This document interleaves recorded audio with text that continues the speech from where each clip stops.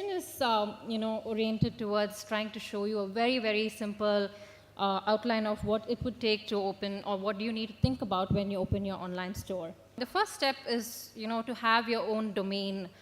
This is not mandatory, but this is really like, something very important. It's like your identity. It's like opening, abc.com or, versus lakshmi.com. I have my own identity, right? So this is very important in my view. To when you think of going online, you should have own domain. So the next step is, again, building an e-commerce site. And I would like to draw an analogy to, opening your own store in a mall, for example. When you go to a mall, you'll think about how you want to design your store, how the products should be displayed, merchandising, what is the pricing going to be, what is the quality going to be, what are the return policies. So when you think of opening an online e-commerce store, it's no different. It's exactly the same thing. So you want to just, spend maybe a little bit of time. You want to think about how you want your store to look when a customer comes to your website. What is the experience that you want him or her to have? Because that's the one that's going to make them come back again and again. So a lot of details is very important when you think of an online store. Likewise, the product photography, right? That's extremely critical. The photograph is the key, because that's what does 70% of the selling, apart from the price, of course. So the photographs, you have to spend on photographs. Many people, compromise on the photography, and that's a huge hit to your website. And then they'll say, oh, maine website khol liya, but there's no traffic on my site. So these are the things that are very important when you think of an e-commerce site. The product photography has to be very close to what the real product is.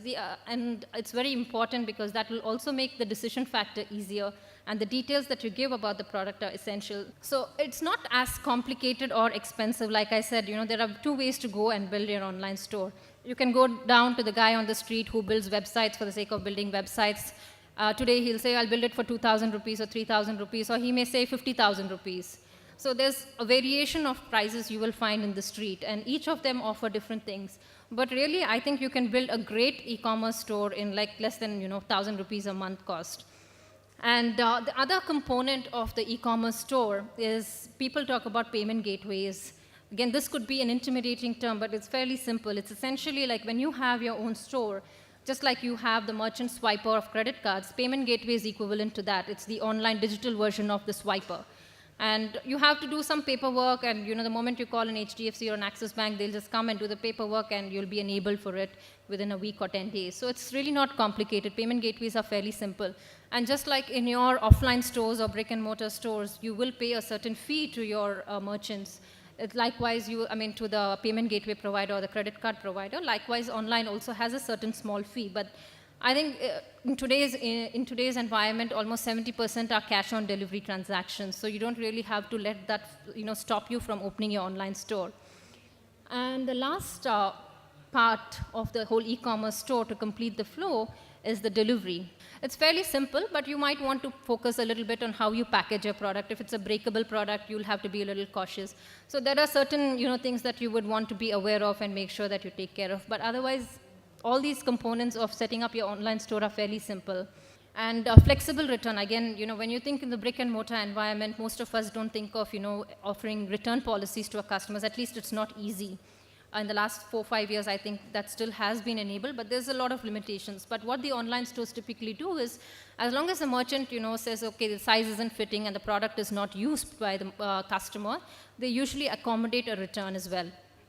So that's quite important, when you want to help them experience good customer service. I would think, you need to think about flexible return policies for your products. And one way to minimize this is to make sure your website, when you have the product details, has as much information that the customer needs so that he doesn't have to return the product. And today, the flexible return, it used to be, 20%, 30%, but today it's less than 5% returns. Likewise, the last option is try and buy. Again, this is a feature that's been, innovated in India.